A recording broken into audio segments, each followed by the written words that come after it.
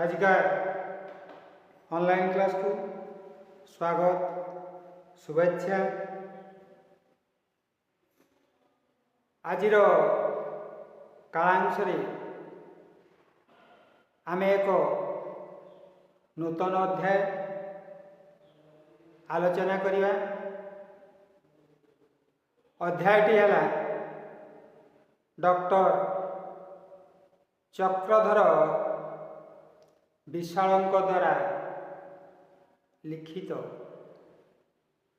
मनरे आसुम भल भावना। से डॉक्टर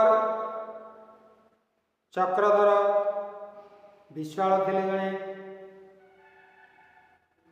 शिशु साहित्यिक भाव में सुपरिचित। दीर्घ वर्ष धरी अध्यापना कार्य लिप्त रही 2002 मसीहा जानुआरी मासरे कार्यरू अवसर ग्रहण। से डॉक्टर चक्रधर विश्वाल शिशु एवं किशोर मानक पई अनेक उपादेय ग्रंथ रचना करिसंती। तांको रचित पुस्तक मध्य थिला मारीचर मन कथा, अन्यान्य प्रबंध, शब्दर भेड़िकी, शब्दर फूलमाल, केते कथा केते नथा। ये थिला डॉक्टर चक्रधर विश्वाल द्वारा रचित जनप्रिय पुस्तक। ये जो आमर नूतन अध्यायटी थिला ए मनरे आसुम भल भावना। एठारे लेखक मारीचर मन कथा और अन्यान्य प्रबंधरू यही लेखाटी संगृहीत। मु प्रथमे पठन करुछि, शुणिबा, तापरे शब्दार्थ जानिबा, व्याकरणगत ज्ञान जानिबा, घर पाठ करिबा। कीट पतंग पशु पक्षी मणिशंकर बासभूमि आमर ए पृथ्वी। समस्ते चाहती सुखरे रहिबे, आनंदरे काल काटिबे। दुखरे रहिबा पई, असुविधा भोगिबा पई केही चाहती नहीं। समस्ते सिना सुख खोजती, किंतु सुख पाइबार बाटटी समस्त को जना न थाए। जेते जहा पाइले भी मन भितरे शांति नथिले आमको सुख मिले ना। तेणु सुख पाइबा को हेले सर्वप्रथमे आम मन को शांत करने को पड़ेगा। यही मनर शांत पाई आमे अन्य मानकु भल पाइबा,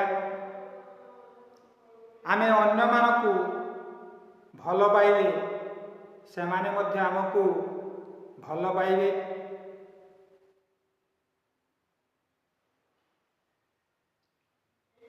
अपर पक्षरे आमे जदि अन्य मानकु घृणा करिबा, सेमाने मध्य आमको घृणा करिवे, नाक टेकिबे। आमे जदि का संपर्क मन भितरे खराब चिंता पोषण करिबा, तेबे से मध्य आम प्रति ଖରାପ ଭାବନା ପୋଷଣ କରିବେ।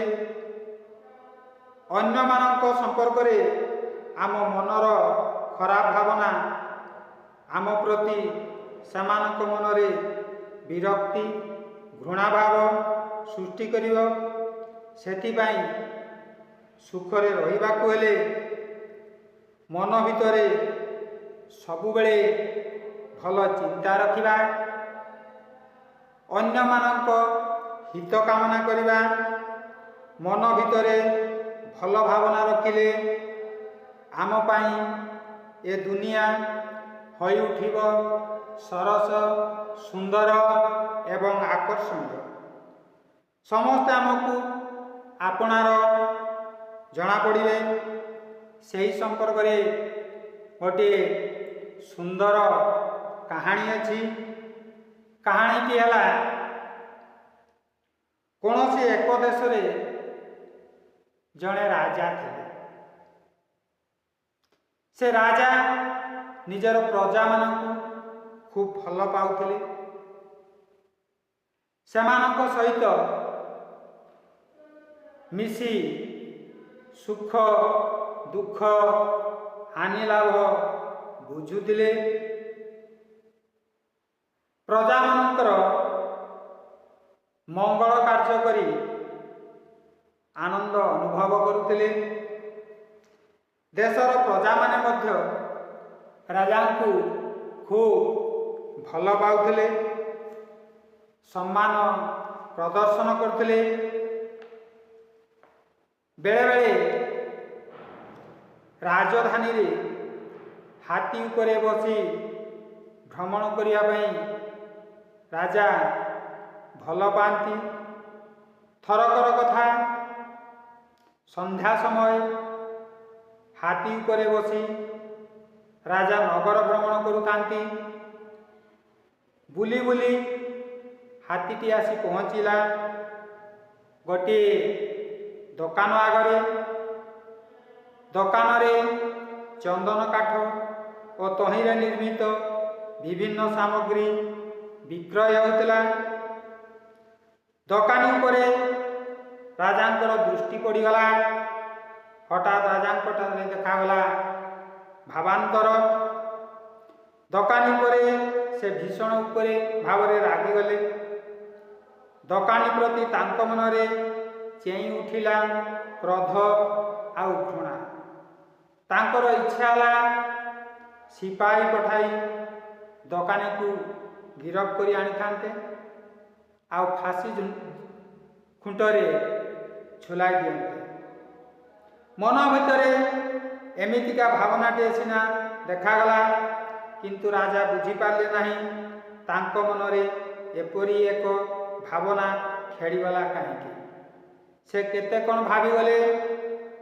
ଦୋକାନୀଟି ତ ରାଜାଙ୍କର କିଛି କ୍ଷତି କରିନଥିଲା, କେବେ କୌଣସି ଦୋଷ କରିନଥିବା ବିଷୟ ମଧ୍ୟ ରାଜା ମନେ ପକାଇ ପାରୁନଥିଲେ। ତାହେଲେ ଦୋକାନୀ ପ୍ରତି ତାଙ୍କ ମନରେ ଏପରି ଖରାପ ଭାବନା ଆସିଲା କାହିଁକି। ମନ କଥା ମନରେ ରଖି ରାଜା ସେଦିନ ଉଆସକୁ ଫେରିଲେ।